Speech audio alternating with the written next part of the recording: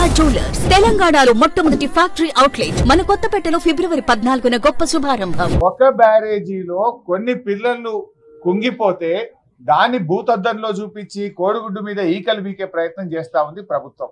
నేను అంటా ఉన్న ఈ ప్రభుత్వాన్ని, మీరు వెళ్తా ఉన్నారు, సంతోషం, వెళ్ళండి.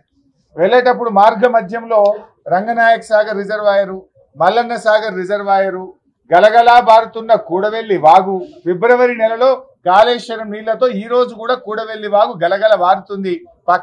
పక్కనే ఉన్న పచ్చటి పంట పొలాలు కూడా చూసి వెళ్ళండి. కాళేశ్వరం ఫలితాల రైతులను అడగండి.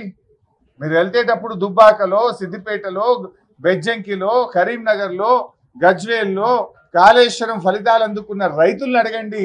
ఎలా మాకు మేలు జరిగిందో ఆ రైతులు కూడా చెప్తారు.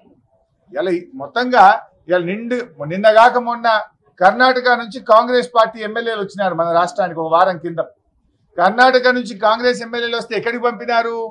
మల్లన్న సాగర్ను, రంగనాయక సాగర్ను చూపించారు. కాళేశ్వరంలో భాగమైనటువంటి రంగనాయక సాగర్ను చూపిస్తే అది చూసి కర్ణాటక కాంగ్రెస్ ఎమ్మెల్యేలు ఇది మహా అద్భుతం అని చెప్పి మనల్ని మెచ్చుకొని పోయినారు. వీడియో ఫుటేజ్ ఉంది, పేపర్లలో కూడా వార్తలు వచ్చినాయి. మరి అవి కూడా చూపించాలి కదా. కేవలం ఒక మేడిగడ్డ దగ్గర జరిగిన దాన్ని పట్టుకొని మీరు కోడిగుడ్డు మీద ఈకలు బీకి రాజకీయంగా ఏదో 4 ఎంపీ సీట్లు రావాలను, రాజకీయంగా లబ్ధి పొందాలను, మా మీద బురద జల్లాలని చెప్పి ఒక ప్రయత్నం మీరు చేస్తా ఉన్నారు. అసలు మీ ప్రభుత్వం ఫెయిల్ చేసినారు. ఆనాడు తమ్మిడిహట్టి దగ్గర మీరు ప్రాజెక్టు ప్రతిపాదిస్తే అది చాప్రాల్ వైల్డ్ లైఫ్ లో శాంక్షన్లో ఇరుక్కపోయింది.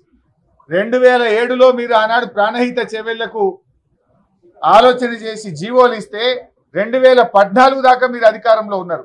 7 ఏళ్లు మీరు అధికారంలో ఉండి ఎందుకు మీరు అనుమతులు తేలేదు? ఎందుకు మీరు తమ్మిడిహట్టి దగ్గర బ్యారేజ్ కట్టలేదు? మహారాష్ట్రలో కాంగ్రెస్ ప్రభుత్వం, ఆంధ్రప్రదేశ్లో కాంగ్రెస్ ప్రభుత్వం, ఢిల్లీలో కాంగ్రెస్ ప్రభుత్వం, 3 చోట్ల కాంగ్రెస్ ప్రభుత్వం ఉన్న 7 ఏళ్లలో కనీసం ఆ ప్రాజెక్టుకు మీరు అనుమతులు కూడా ఎందుకు తేలేకపోయారో ఇవాళ ప్రజలకు సమాధానం